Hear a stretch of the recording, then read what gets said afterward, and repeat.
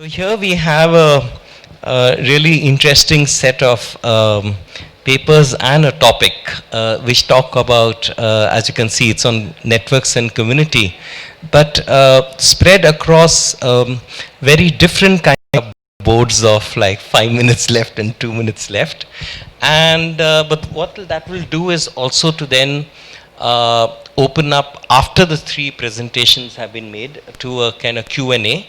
I've also suggested to them that if they find that they are missing things in that 10 minutes, if they can also spend like half a minute to say what else is there in the presentation, which has been curtailed by me and the system in a sense, so that some of those themes can be then expanded upon through the Q&A system. So let's start maybe with you. Is that okay if we just go this way, or you want to start? You have your presentation up? Yeah? Okay, I'm going to ask her to start off. Yeah, thank you. And we're having Naksha, Satish. Yeah, thank you very much. I asked him because I thought the presentation was up, but if you have it, you just will start this way. Thank you.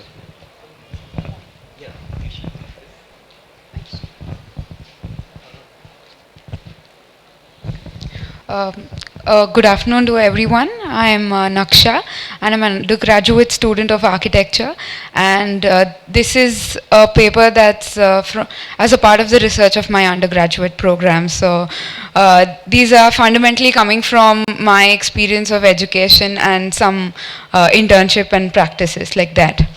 So basically the research is starting a questioning something very and raising fundamental questions on the concept or the idea of the network itself. So I'd like to start it with what exactly was my motivation. The CTR, which is the very famous restaurant in Bangalore, which is quite very well known for its dosa and everything. But suddenly today you see a Zomato certificate justifying its expertise, which sort of intrigues to me that isn't it enough to be valid in the real world? And then if we look at our thesis studios where we were so used to having discussions, now we see everyone into their computers, and there is a sort of dwindling physical interaction, but rather more vocal on the online forums. And if I just look back at the questions of my education itself, of architecture and built environment, we're constantly questions that are our designs responding to climate, to context, but this larger question of technology or the information technology itself, which sets up the temporal context, is sort of sidelined, and that provoked me to take this up.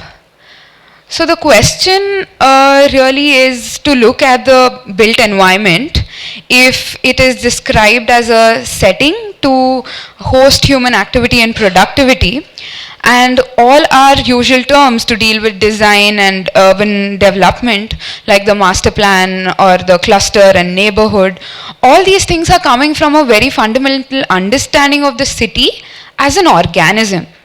And what I am trying to question is, has information technology triggered a change not only in the manifestations but at this fundamental point at the epistemological level, and what is it now? So I'm saying there is a shift in the paradigmatic level, and hence the proposition to look at city as a network and not just the networks in the city. So that's the premise, and to look closely, I've thought it'll be mostly looking at the daily interactions and manifestations because of the IT at a material and an experiential level, and this through several texts in the past and decoding some instances of experience in the city. So as a method, so the first part deals with textual analysis, looking into Manuel Castell and William Michel, and the second is sort of a logic argumentation. So network visualization has, because I'm talking of a new paradigmatic change which is of network. That means the fundamental base has changed, which means there is a repercussion on our tools, on our methods and the processes which are leading towards network and network visualization. So there's some small attempt at network visualization. So as such, the structure of the research of the paper is first a brief introduction on what I've been talking of how our daily day-to-day experiences have changed because of the information technology, or how we navigate the city. And the research itself has the two literary precedents, and understanding the idea of network not as an object or just a system, but other implications, and then the instances from the city, and some sort of synthesis that I put forward. So this is, we've been used to looking at the built environment through a lot of metaphors and associations. Mumford spoke of it like city as an organism, and then Archigram came in and they started talking of other ways of conceiving a city. So with that as a setup, I would like to clarify on the standpoint that I'm taking, that though as long as I'm acknowledging that technology is triggering this sort of change, it's also the society which is taking over. So it's neither technologically deterministic or a sort of a political economic issues that I'm dealing with, but a rather social construct of technology which is saying the society and the technology are shaping each other, and this is coined by Stephen Graham and Marvin. So with this, I'm just questioning at the conceptual level on what is the change, or what could the change be.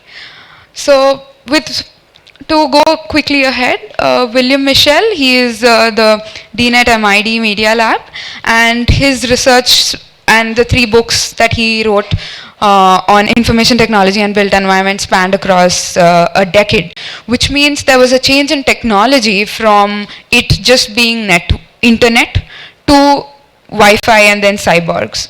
So what I found interesting is the way he starts talking of a revolution, but what is very contradictory is every time he talks of a revolution, the metaphors that he's using is from the real world. For example, call Facebook as the new Agora, which to me is a contradiction, because the fact that there is a fundamental change, there is a change in the relationships, and that itself is a mistake.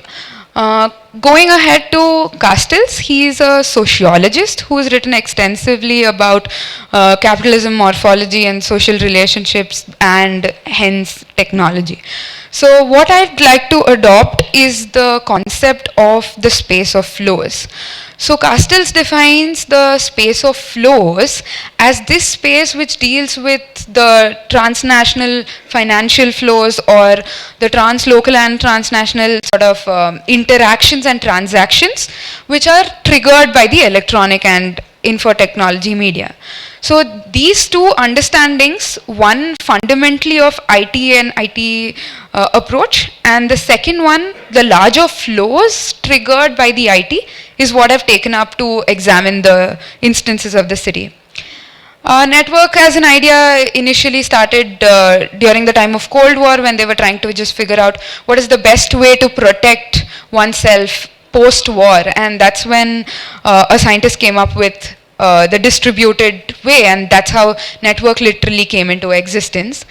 But as time has progressed, we see even in the neurological field, there is a sudden change in the conception of the brain from something else to a networked environment of electrochemical impulses. This is the sort of visualization which we see, and there are few attempts to see if there can be a combined representation of geography and information. So I would like to say that network is now clearly taking over as a concept, as a process, as a tool. So typically any architect or once engaged coming from at least the school of thought that my school comes from, we would start discussing life or a city as an organism where there is a sustenance, there's waste, there's storage, and the proportions sort of change when it moves from an agrarian society to hunters and farmers, or a little later on. But what happens as soon as we start looking at the global nomads is that one is forced to juxtapose 2-3 organisms, because what is most triggering here is the interconnectedness rather than it be having an organic model in itself.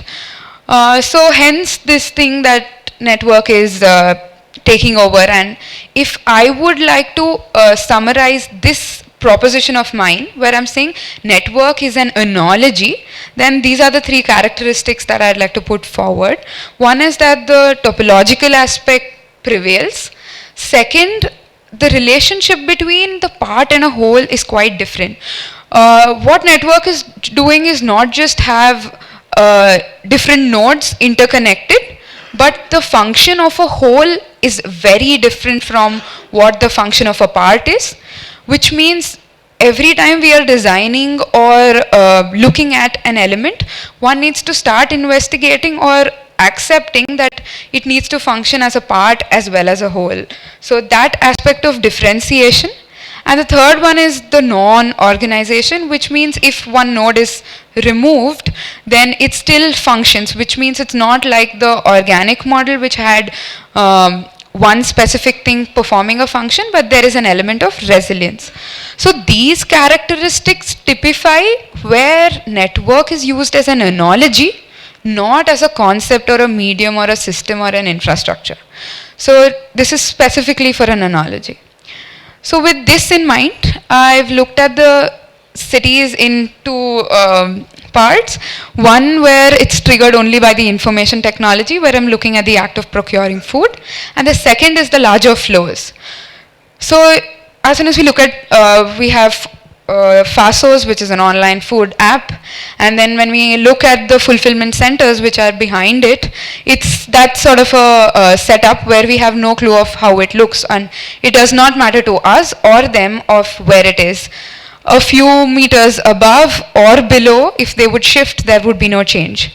Which means if I start putting them on a map, the first one is the traditional stores, which is like the chapati mane or the traditional shops, which are very specific in their location and they cater to a thing. And on this side is the FASOs, which have a temporal location which matters on the map, which matters in terms of connection and not in really rooted in its context. So drawing a representation like that itself is incorrect to capture their modus operandi. And I was trying to visualize this to sort of represent theirs. But what then stops me from going ahead is that how do I overlay this on a geographical map? So this is also dynamic, and then we can get into the details of what this represents in the question and answer round. So basically it becomes clear that the physical forms are just to facilitate consumption, and the larger intention of what a built environment is as an environmental envelope, or what we connect to, or with what our identities are associated with, is sort of getting depleted, because all that is connecting us is the virtual interfaces. And Zomato, on the other hand, creates a sort of a new medium, where network is now just becoming a medium where all the other shops can pitch into it. And I think I'll just quickly jump to the conclusions. Yeah, so then there are these other food sort of procuring sources. The second set had looking at the suburbs, where one starts seeing how the residential developments are happening. And it's this sort of disjunct where the smaller ones are the organic settlements which are growing as a traditional city would grow around a mosque or a Jama Masjid. But the newer settlements, even as they are depicted on the online forums, are quite alien or coming as a point of reference in themselves, self-referential. So this is the sort of map that I've tried to juxtapose, where spaces of flows and spaces of places. And going ahead to the other elements like subway or something, where I'll finish, where it does not matter where subway is, it just matters that you are in subway, which means already the your association with where you are is reducing to just an environment that is given to you. And then comes the Olas and the Ubers, which are almost like a game now, because they can jump into the network of Ola whenever they want or sign off when they don't want and become the part of the physical network. And then there are these Bangalore One or ATMs, which are a physical form of an interface, which I sort of put them under the category of infrastructure. So one thing that one can infer is that network exists in various forms. And one as an infrastructure, which we've been discussing mostly of the ATM network or the road network or a pattern, is just a literal infrastructure, and the real network itself is the larger flows which have other repercussions of how the urban forms are emerging in the city. So that I would put on this bar of analogy and infrastructure, and network as a medium and the concept in the middle. So I'm done. So this is just putting them on the bar, like to know what falls where. And in sort of conclusion, I would say that specifically for design conclusions, our understanding of geography has now changed, which means proximity doesn't matter. And at a larger scale, if proximity and distances and all these things stop mattering, our very important tool of urban planning, a master plan, falls flat. And it sort of sets a stage for thinking what should our new tools be or what is the new vocabulary. And when the city meets this old and new, like how even in the previous presentation, the landlords very easily let the new systems take over, but themselves didn't adopt to it, which means there are hybrid existence happening, and that is the keen thing for the architects and the designers to look at the boundaries and the buffers. And I think I would end by saying that our understanding of the built environment has changed completely, and it would even be wrong for me to say city as a network, because city is a very administrative physical boundary, and one needs to start talking of networked environment. And some acknowledgement, and thank you. Would like to go next? No, continue from that side. Okay. Yeah. Why I'm being super tight? Because then we'll have time for discussion. Hello. Otherwise, we'll be lost. Yeah. Does it work? Okay. Hi everyone. My name is Debananda Misra. I'm a doctoral student at UCL. Thank you for having me here to the IIHS team for organizing this. First of all, I'll introduce myself as a researcher, which I believe is a fundamental aspect of doing research. So I'll take a minute to explain my positioning as a researcher. So when I was a grade 5 student, I got something called a National Rural Talent Scholarship, NRTS it used to be called, which gave me an allowance of few thousand rupees a month. From that definition of scholarship, where I equated scholarship with financial subsidy, to my undergraduate days where scholarship meant jobs, to postgraduate days, MBA days where scholarship meant salary, to doctoral days where scholarship means a self-discovery journey. I also evolved as a practitioner on the way as well. And then I discovered dichotomies between what scholarship is and what practice is. And educational institutions, particularly universities, were at the core of understanding what that dichotomy meant. So my research interest is in understanding applications of scholarship to the context around us. And I study universities and higher education in particular as part of my doctoral study. I am a final year, 4th year student. In this thesis, in my thesis, I am studying a new higher education institutions in India that have evolved in the last 20 years, and I'll quickly skip through a lot of these slides to my research questions, which is that a lot of literature in this space about universities, development of region, how they contribute to national and economic development, is perceived about the role of universities in contributing to economic development. There is very little done to understand how participating in economic or social development contributes back to the core missions of research and teaching of universities. So I tend to look at it from that perspective, that if institutions like IIHS are engaging with the city of Bangalore, how does it help the faculty member in encouraging the scholarship? How does it help students in teaching? And if you overlay it with the context that a large part of the funding to Indian universities and institutions actually is coming from the government, what is the additional motivation for institutions and faculty members to engage with practice? And I particularly locate this study for new universities which are less than 20 years. And as you can imagine, a dialogue or a scholarship in this direction inherently requires institutions to be focused on both research and teaching aspects, which a large part of the Indian educational system is not. There are many teaching institutions. So I have chosen only what we call institutions of national importance. So I have, through a methodology which I am not going into, but I have picked these 7 institutes for my study. And these are fairly new institutes which are less than 20 years old and have been part of a larger higher educational reform that India has witnessed since 2008. I spoke to 71 faculty members across these institutes. There is no distinction between a faculty member and an administrator in these institutes. And I collected documents and I collected media reports around this.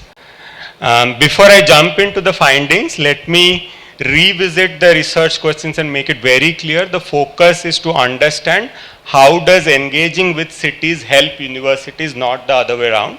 Okay. And an emphasis, a directional emphasis is important because the goals and objectives of these two entities are very different. Okay. And there I come to this question called path dependency, which the earlier discussant alluded to. And I will quickly go to this diagram. So one question that we start to ask is, are certain new institutions which are 10, 20 years old, 10 to 20 year olds, are pushed into a path where they are only doing a particular type of activity and are locked in to doing that type of activity, engaging with that type of networks for a particular reason of which they cannot simply come out of it. And can we use that theoretical perspective to understand evolution of new institutions? And this is, from a scholarship perspective, this is very important because universities are traditionally analyzed from a transformation view because they are mostly well established. So transformation of how does internationalization happen, how are curriculums getting transformed. That type of theoretical perspective is inadequate in this case because we are studying new universities which have no history. So in this diagram, if you see, these are 3 different paths of new universities, and what a path dependency will say that there are points where they start from, and these are typically called in literature exogenous shocks, right, which will kickstart events. And then they go into particular path which reinforce the initial conditions more and more. And either they reinforce the initial conditions or they generate a set of reactive sequences which push them in a particular path. And in our day-to-day life, we can relate this to many situations.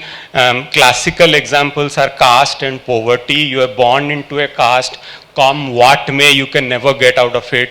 You are born into a particular poverty situations, come what may, you can never get out of it. So there are various applications of this kind of analogy in various contexts. It's very easy to think that every situation is path dependent, but that's not the case. And I'll illustrate this from the context of in new universities.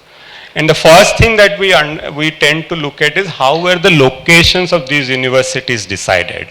Okay, and there, based on analysis of these 71 interviews that I did, one could easily see that there is currently no theoretical framework to understand how should a location be decided in India. Several committees after committees have deliberated this, but there is no, and even the Kotkar committee, anything, there is only one line that you would find that it should be located in a well-connected city, that's all. Okay. So one condition that we satisfy, that there is really no theoretical framework based on which these locations were decided, except for the obvious references to political interference, okay, which is nowhere connected to how these institutes will evolve. Second, you see institutes like IIT Mandi and IIT Hyderabad, just because they happen to be located in Mandi or Hyderabad, they designed vision and mission statements which were inherently tied to the region of the city, region where they were located in. So in many ways we argue here, and I am rushing through this because of lack of time, that location in itself pushes institutes into a particular path. This institute itself could be a good example of that. Whereas on other places, I also went to IIM Raipur, as you would have seen, that narrative was not there. If that narrative was not there, what you would hear some of the narratives there is that, you know, we are a national institute, our flavor is national, okay. The other exogenous and shock, and when I say shock, it means that institutes can't just let go of their past very easily. So IIT Mandi cannot let go of their Himalayan characteristics forever. The other such shock is the appointment of the first director or initial few directors. They tend to yield significant influence in what they do. And in the framework of institutional, how institutes reproduce, I'm not going into the detail, but this is very similar to a legitimization framework where certain set of individuals tend to do what they think is morally right and legitimate. And just by virtue of these individuals coming together in the initial years for whatever years, the institutes tend to adopt the same philosophies of those. Those will only get challenged when there is a parallel moral and legitimization framework that evolves in the institute in a structural fashion. And we would see, I did notice a lot of these in the current institutes as well. Quick things to reinforce how path dependency is important. First of all, and very important finding is that they tend to think of this sequentially. You can read the highlighted portion here. First, put the education program in order, get the faculty, get the courses done, and then get the research standing. So this sequential ordering is also important. I'm going to wrap up quickly. Okay. I show some diagrams about how these institutes evolve. Okay. And then based on this I revised our current existing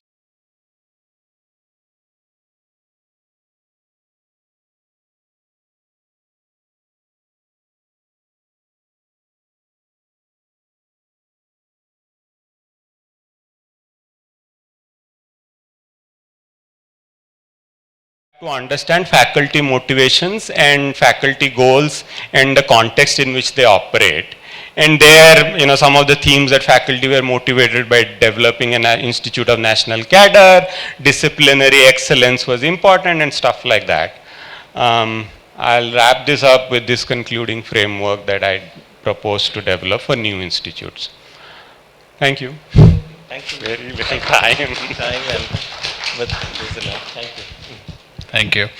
I'm Ananth. I currently at the School of Development at Azim Premji University here in Bangalore.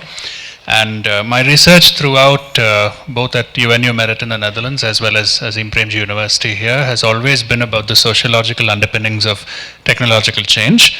My research before this was about how social networks among people in small towns and rural areas map as knowledge networks also.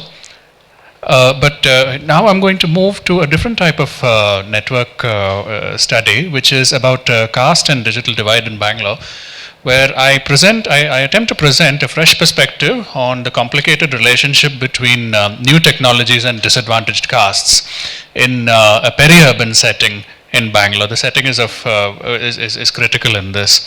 What the study aims to do is to deepen the understanding of the experiences that digital communication technologies have in the impact that these technologies have had on the lives and livelihoods of those who are socio-historically deprived and those who have been part of deprived castes in peri-urban South Bangalore. What I do is that I take oral accounts of the experiences of Dalit castes with ICTs.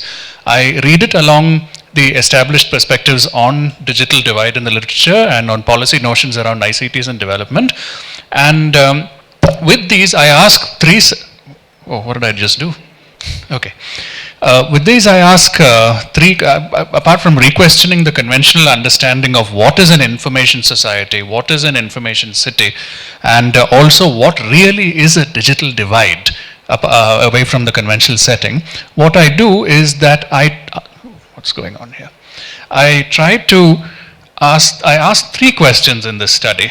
First question, what has been the nature of engagement of peri-urban South Bangalore's Dalit communities to ICTs? Second question, have ICTs bypassed or been insufficiently harnessed by these historically disadvantaged people? And third, have ICTs actually ended up assisting the reinforcement of exclusion of these people? So these are the three questions.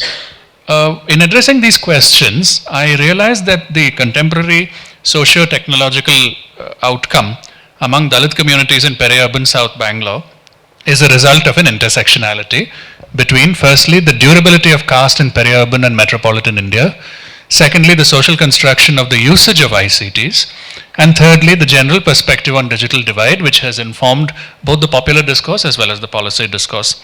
Now, the setting of the study as peri-urban Bangalore is founded on a commonly held vision of the region being a central pivot in the information economy, pictured in popular perception as a fertile ground for the archetypical information society and a technological culture. Now, over here, what ICTs generally, of course, all over the world and all over the literature are splashed with the virtues of having a great amount of creative possibilities to lift people up from their circumstance, especially the urban poor.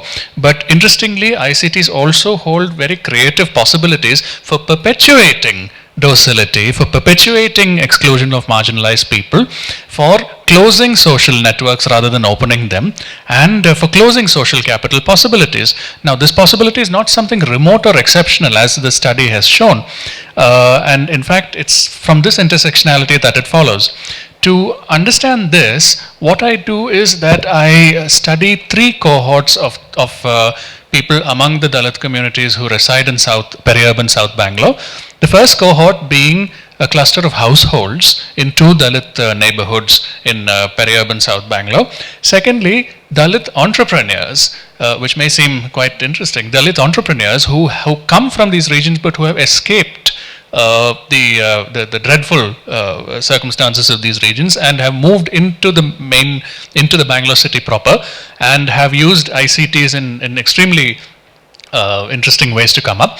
And the third cohort as activists who are the Dalit activists who operate in peri-urban South Bangalore and otherwise also.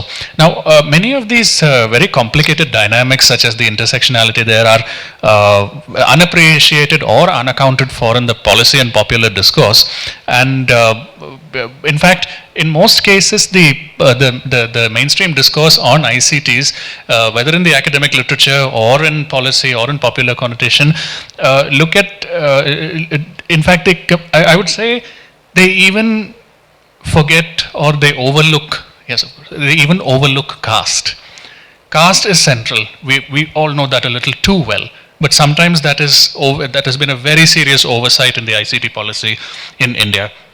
Now, I'm going to go ahead away from this, and I'm going to say that, okay, let me just quickly describe what my field study has been like. I looked at, it's a very small sample, a tiny sample. I don't intend to generalize across Dalits all over peri-urban and metropolitan India. That is not possible. And I don't, of course, try to compare Dalit communities with other dominant communities in the region. So I take a very small sample of a very small population of 70 households in 2 Dalit neighborhoods in South Bangalore, 20 individuals in cohort B, and the Bangalore head of the Dalit Indian Chambers of Commerce and Industry. And also, I look at a dozen, I also spoke to a dozen individuals and organization among Dalit activists in Bangalore as cohort C. I use what are conventionally known as oral histories, but what I did was that I elicited short oral histories of each of these cohorts and their engagement with ICTs and how their setting in peri-urban Bangalore, in the economy and society of peri-urban Bangalore, have constructed a certain socio-technological outcome. And I use these, I did this by having a sort of a structured questionnaire, because once you start talking about the mobile phone to them, it can, the whole thing can just go haywire, which was my experience when I first started the study. So I stuck to a very structured questionnaire, also with focus group discussions with the entrepreneurs and open-ended interviews with cohort C. And these were the kind of things that I asked them. That is, their encounter with the mobile phone as an ICT, their personal relationship with the phone, the role of the phone in livelihood, and the role of the phone in caste solidarity. So I take the mobile phone as one instance of an ICT that has permeated almost completely among these communities. Now, for want of time, I am unfortunately not going to be able to tell you in detail about the raw findings that I have put up over here, but instead I'd like to go straight to the, oh yes, here is where we are. If you look at a map of Bangalore on the top left, you will see that the light shaded pink region over there is where the study is, well outside Bangalore proper. Here is the intersectionality that has resulted in the socio-technological outcome for each of these cohorts among Dalit communities in peri-urban South Bangalore. Now, what happens here is that each cohort, first of all, interprets the phone in a, very quickly I'll wrap this up. Each cohort, whether it's households of basically very deprived, highly informal workers and highly vulnerable class of people, whether it is them or whether it is the entrepreneurs or whether it's the Dalit activists, each cohort has a very different way of even looking or interpreting or attaching a meaning to this mobile phone. They interpret it in completely different ways. If I could spend time on my findings, I would have been more articulate about it, but then I can very quickly say that whereas the households, the largest cohort that I interviewed, looked at it simply as a communication device, nothing else. They said you can't do much else with it. And when I asked them about empowerment, it was almost like, almost insulting them, and said that, my God, these things are not meant for us. And on the other hand, cohort B, the entrepreneurs who came from these earlier cohorts but have moved away from it, interpret the ICT, this device, in a completely different way altogether. It has got little to do with how much they've been able to access, because access is almost similar across the board. The sophistication of the phone, the access to mobile internet, the access to information on state policies, subsidies, and other benefits meant for SC and ST communities are all flat across the board. But the way that each cohort has understood and interpreted this device has very different meanings, has had very different outcomes in how the device has helped them back. So if I could just echo what you just said, the social construction of technological systems therefore shows how it's not only the society which influences the creation and the usage of the technology, but how that then feeds back into their own socio-economic condition. The second part of the intersectionality is about the durability of caste in peri-urban India and how this has played out so differently for each of these cohorts. While on the one hand, the household cohort, who are in complete penury, have said that, you know, one more minute, the last bit of this. While each of the cohorts has described a very different durability of caste in the intensity that it affects them, at the same time, this plays along with the way they look at the phone. And lastly, the conventional understanding of the digital divide, which will be my closing remark, is that one, about the social construction of it, two, about the durability of caste. The third interesting arm of this intersectionality, which has caused this outcome, is about how we even understand what is a digital divide. On the one hand, this is not about the haves and have-nots, because here everybody has. Except for one household, every single other household, businessman and activist I spoke to had a phone of decent enough sophistication. So can we say the digital divide is bridged? In the conventional sense, yes, it has been bridged. But then there is something deeply wrong, because here the digital divide we must understand is not just about somebody possessing and accessing the device. It's also about something which was found by a literature in China, which talked about something called the information have less, which is not have and have not, but a vast gray area in between, almost as big as the informal sector itself, of people who have the device but who are not informed enough in order to allow that to improve their lives. So the information have less is the way to look at as an expanded version of the digital divide in India. So putting these three together, I can say, to completely end my very last line, is that why did I spoke about policy right in the beginning, that this has quite a lot to do with policy. Two programs come to mind over here among many other programs. One is Digital India. Two is the National Digital Literacy Mission, both of which seem to, if you read them, first of all, there's no actual document, strangely, with Digital India. Please correct me if I'm wrong, but there is not a single document about Digital India that you can download in PDF. You can't do that. There's nothing. But if you look at the very detailed website, it shows a very solutionist perspective. Almost, if I could put it in a nutshell, give the phone, give the PC, give the internet, job's done. Job is not done. It's very complicated, as you can see. And so, there has been a deep oversight, and ICTs are not as sleek as they look, and there are extreme complications when it comes to looking at the engagement between subaltern castes and ICTs as far as their development story goes. Thank you. Thank you. Well, thank you all very much, and I'm sorry I had to sort of be a bit pushy. Oops. That's the reaction. So I think one thing, we'll just open it up to the flow, and I think one sort of common theme is the issue, and it comes out in your last slide about the complexities of path dependencies, that you have a kind of spatiality which is differentiated, and I think that is something that I saw as something common. Which came across, and despite the promises of kind of technological, quote unquote, a particular thing that we are calling technology. Let's start off with some questions. We have the first question here. If you can also introduce yourself. Hi, I'm Amlan Goswami from IIHS. Questions to Deb. Would you like to dwell a little more on the location aspect, where you said that, say, IIT Mandi, you had IIT Mandi and IIIT Hyderabad on one scale, with relatively local aspirations, etc. And I found that Mandi and Hyderabad connect, because in many ways they're so disparate. Hyderabad has metropolitan ambitions and character. And then you had this thing of national, where you didn't have examples. So that's one part. The other is on location itself, is from your study so far, the relations of between the university and its immediate environment, because the new campuses, peri-urban, blah, blah, how have they kind of panned out, and what has the dialectic been like? Thanks. What we'll do is we'll take two more questions, and then we'll have one round, if that's okay. Yeah? And you should keep your questions to be quite brief. Thank you. Hi, I have a question for Ananth. I'm Padmini from Shrishti. So thanks very much for your paper. I had like a question and an observation. Were you using WhatsApp as part of the kind of social networks that you were interviewing these people about? And the observation is about search and how much these communities are using search, and how much are they being able to find what they need due to the code switching that we do in India. So we often mix English and Kannada, for example. So what does that do in terms of how, does that accent kind of increase that have not less kind of paradigm? Thanks.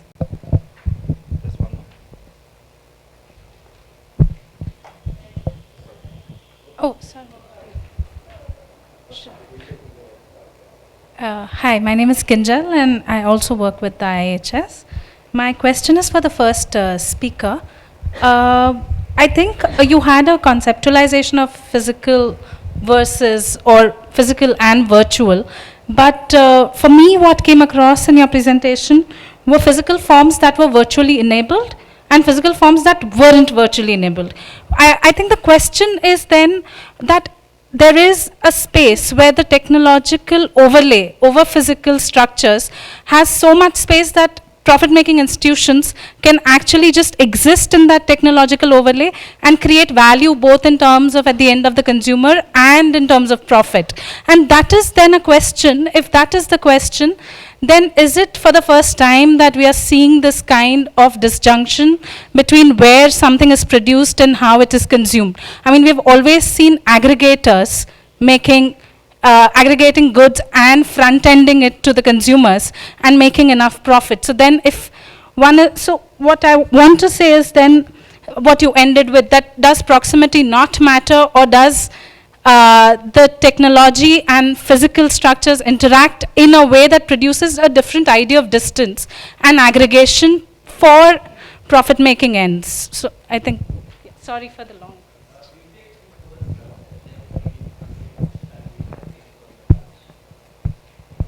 We're good on time. We're good on time.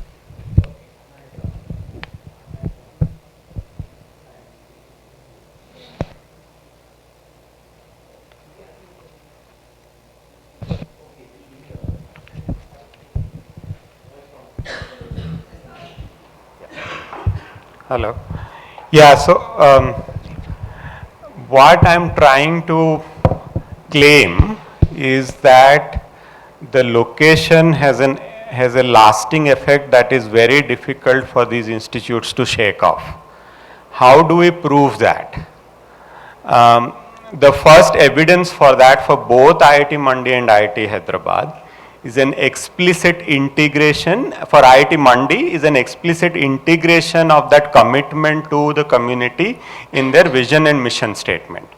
And the director and the initial group of faculty attributed the shaping of the vision and mission purely because they were in Mandi.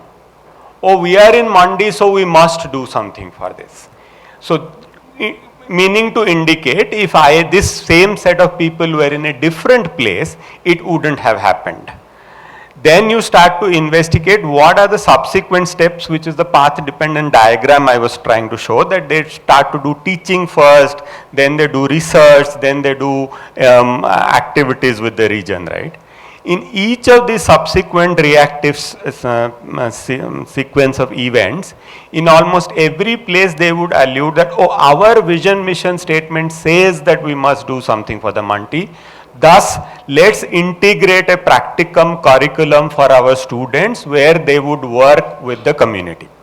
So, which in my diagram reinforces, this is called self-reinforcement mechanisms in path dependency. What you started with is getting reinforced by subsequent actions. Even in faculty narratives you would hear, I joined this place because I like to live in an Himalayan region, which is what the director said, because I had a background in this area, etc., etc. So that shows, and you would find the same thing with Hyderabad, is just that the narrative is more developed and resemblance is to identifying with semiconductor industry, identifying with internet industry, we are developed, etc., etc. This is starkly missing in IIM Raipur, SPA, Bhopal and things like that. Okay. That is one aspect. The second is how does it integrate with engaging with communities around. In both of these places, like I said, because of this explicit mission, they would take on activities which are, they would integrate it into their research projects, advisory capacity, which, but I think the relevant part to highlight there is the tensions that the faculty face while trying to do this. On one hand, everybody wanted disciplinary excellence, so faculty would say that, look, I came to a new institute because it allowed me to set up my lab. There isn't enough competition here, so I can establish myself. So that is an underlying, the loudest theme that emerged. Okay. In midst of that, the director, or because they were in that location, they are saying that, look, you also have to supervise student projects, which is with the local community, which may not lead to disciplinary excellence. And there I go to my third theme, and this gets very complicated, one of the goals of the faculty at an individual level is societal contribution. So they felt that irrespective of my disciplinary excellence, irrespective of my teaching commitment, just because I'm part of an institute of this cadre, I owe something back to the community. And being located in Mandi or Hyderabad gave them that additional leverage point to fulfill those societal commitments. Whereas in IIM Indore or IIM Raipur, etc., you would see these narratives missing. You would see these working with regional communities more as an exploitative measure, where they are engaging with these communities for additional commercial gains, or even to an extent for research gains as well, which are still exploitative in nature, rather than exploratory in nature, where they are engaging with communities to create something new which is for the public good. Okay.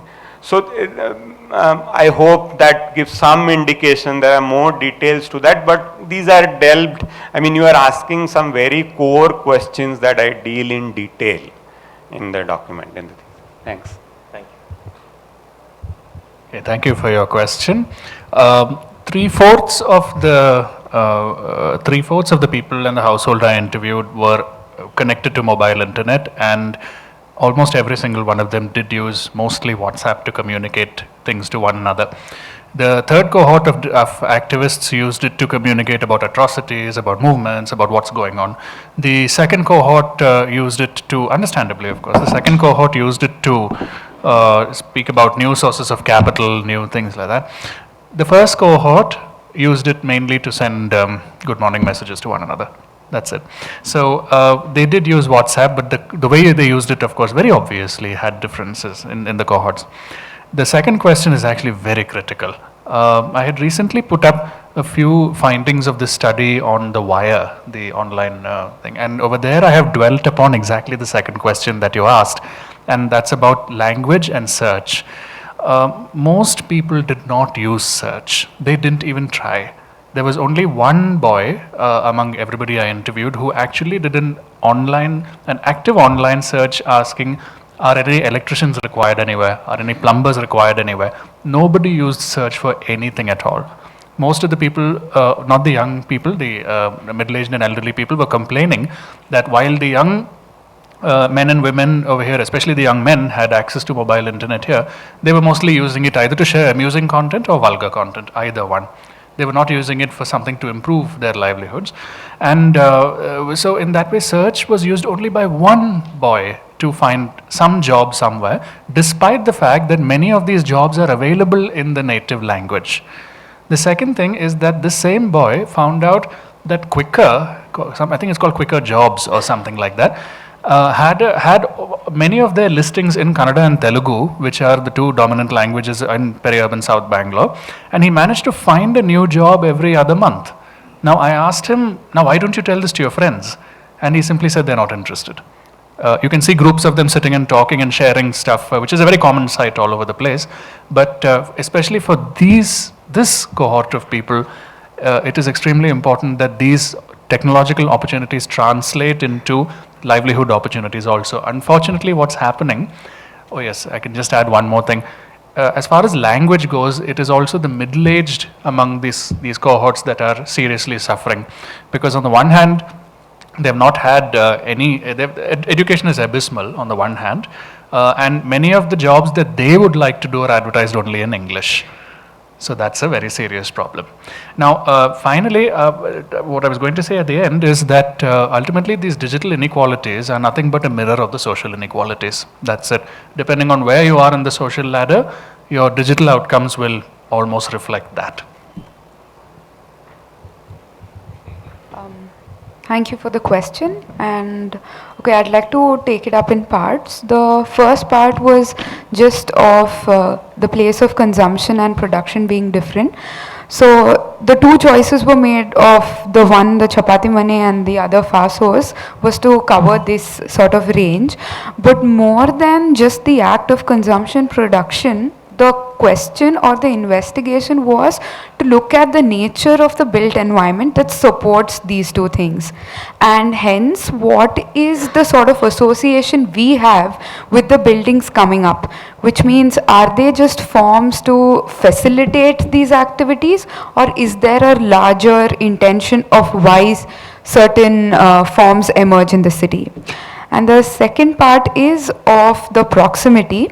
So the thesis was not sort of saying that proximity is erased, but the larger thing that is also regulating the emergence of forms is triggered by networks and flows which are not distance or physical sort of parameters.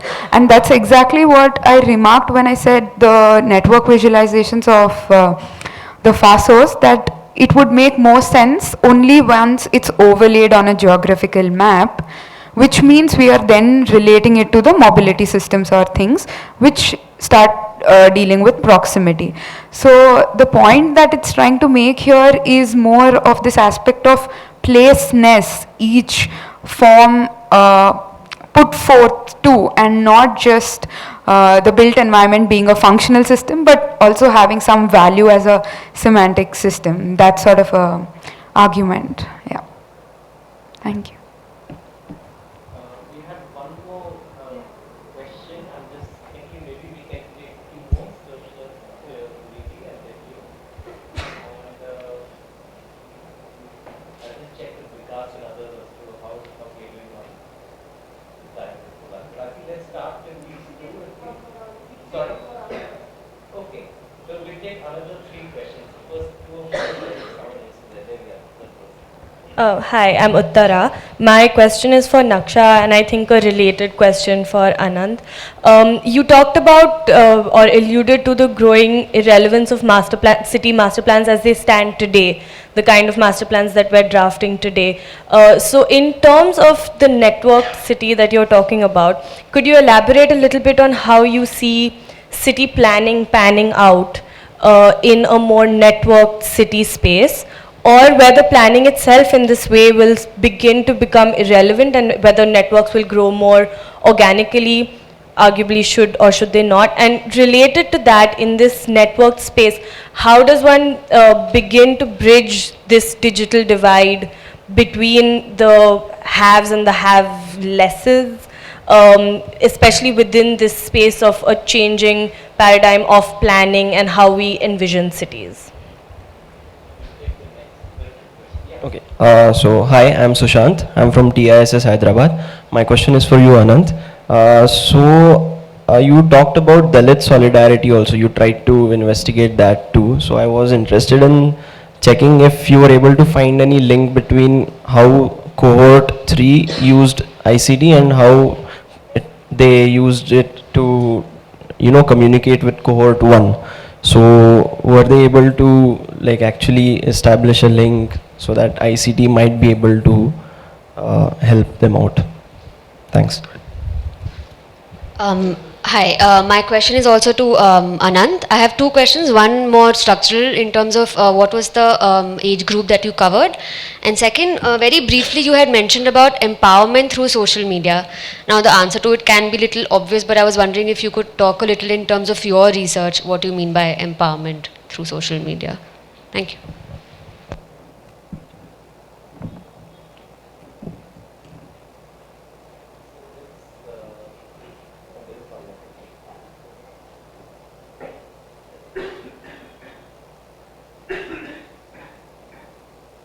Hello. Yeah, my name is Samsher Singh. I am from Indian Statistical Institute, Mysore Road. My question is to Ananth. Is that you took these three cohorts, very different in the, their composition and their nature, and of course have different strata in terms within the Dalit community. They are at different levels.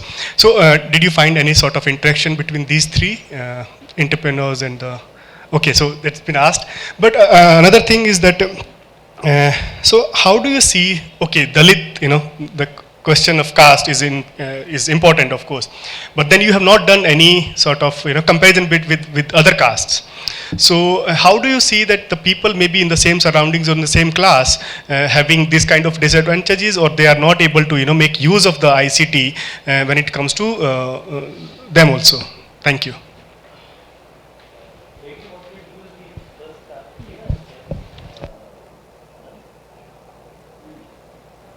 If I have to sort of summarize, you were just questioning the relevance of master plan or the planning tools that are there in place. So what I was trying to dissect was that if network is the sort of premise which is triggering or which is setting forth a new process, so what it immediately concludes is that more than composition, configuration matters. So hence the example of the residential developments in the suburb, which to me is a very good example of network as an analogy, is when one located the gated community there and very away from the city and the workplaces and everything, it is a clear example that there is another factor which sort of transcended the factors of the organism-based city, I would say, where distance and these things mattered. So now, hence, I would say that if we just continue to proceed with things like blocking out or zoning or those kind of tools as the first tool, then we are not sensitive enough to recognize what are the origin points of emergence of forms. For example, the IT officials are given this option of remote working, and actually when I checked with my friends that most of the offices, I would say, are occupied only 60% on a daily basis, which means I would say that the investigation should sort of start from a module where you just start questioning or breaking up activities instead of calling a mixed use with offices and houses. What if one starts questioning of work-live environments, where environments facilitate activities and not just based on zoning or programmatic separation? So I think that is one thing. And the second thing which even I am sort of grappling with to find out is this changing space-time relationship which is going on. Earlier it would matter to me how far is a place. Now how long do I take to go to that place, or how long it might take for me to procure it sort of matters. And I think this is where the interrogation or introspection into this changing space-time relationship could be where the space to start this new vocabulary which will come with network as the basis versus the other tools which come from organism as the basis. So yeah. All right, thankfully I have answers to most of these questions. First of all, how do you bridge the digital divide between the haves, have-nots, have-less? Actively one cannot, because first of all one must expand the understanding of what is it to be divided in the first place. However, something that can make an individual or a group move from one to another oneself across this spectrum is for state and civil society to address the root of the problem, and that is general socioeconomic deprivation. The moment that is in the process of that being addressed, you will naturally see groups and individuals moving from towards the better end of the spectrum. And I mean, many of these questions are connected to one another. I'll move from that question to the last question that I receive about comparison between castes in the region. And I would say that the other castes in the region, and you're absolutely right, that is even young men among those castes also share all this kind of content on WhatsApp. They too don't share exactly intellectual content on it. But at the same time, because their basic socioeconomic variables are in place, they've been able to capture the benefits and the virtues of what ICTs bring for them. So it's a sort of, you have to attack the foundations if you want to do anything with the digital divide. The policy discourse on this has been look at the divide itself. which is very cosmetic in the first place. Now, coming to that, now, the age group that I had talked to was essentially in the first cohort of households. I looked at, I didn't divide them. When I went from household to household, I looked at the demographics of the household as such. And there were essentially four age groups, under 25, until about 45 to 50 and above that. And I did not speak about this because of lack of time, but even there, in the domestic space, there is a massive digital divide. It's quite understandable, but at the same time, it doesn't come out in the digital divide literature or the digital divide policies as such. Within the home itself, the use of the telephone and the use of any ICT is very, very different depending on your age group, depending on your gender, depending on so many other things. So these are the age groups that I looked at. The second and third cohort were, of course, those above the age of 30. Now, interactions between cohort C and cohort A, the cohort of the activists and the cohort of the household. When I started the study, I started with cohort C because I believed that they would give me leads to go to the households. When I started with them, many of the local, say, Dalit Sangharsha Samiti, the Dalit Panthers, and those kind of political organizations said that everybody is on board. We know everybody here. Anything they can reach me. There's no problem. See how wonderful this device is. They were very optimistic about it. When I actually interviewed cohort A, there were barely any households that actually kept in touch with DSS, DPI, any local MLAs, local police, any of these very local actors which have some political power and bargaining power. So I would definitely go with cohort A because when I asked them the simpler question, do you know Mr. Kumar? They said, well, there are so many Kumars. And when I say DPI Kumar, they've just seen his picture on a flex board, that's all. Nothing more than that. So, but at the same time, I would not entirely sympathize with this sort of naivety because it takes next to nothing, as almost all of us know here, it takes next to nothing to create a group online to share concerns. And in fact, people in the activist cohort were wondering, at least those who were not so gloriously positive about this, were saying that actually there is some sort of inertia among the household cohort to actually use this to come together and to address concerns of mutual issues and things like that. So there is an inertia in cohort A. At the same time, there has been some sort of, I don't know, overestimation of the links between the cohorts. Cohort B, I don't know whether this is I don't know whether this is the right place to say it, but then cohort B, most of the entrepreneurs actually called people in the households as lazy, which is a pretty strong thing to say, saying that they're all in the peri-urban, all they have to do is come to the metropolitan and the problem will be solved. That's what we did, as they said. But of course, there's much, much more behind that. You can't just go into the metropolitan from the peri-urban and get things solved. For all you know, it may be more difficult. But leaving that aside, how do I even define empowerment, putting all this together? There are several ways in which this can empower. One is through very instantaneous solidarity. The instantaneousness is the number one virtue of ICTs, that is, you can pass information like that. The second, so instantaneous solidarity, you don't have to march from one place to the other. The second way is to, because of this, collective mobilization should be easier with ICTs.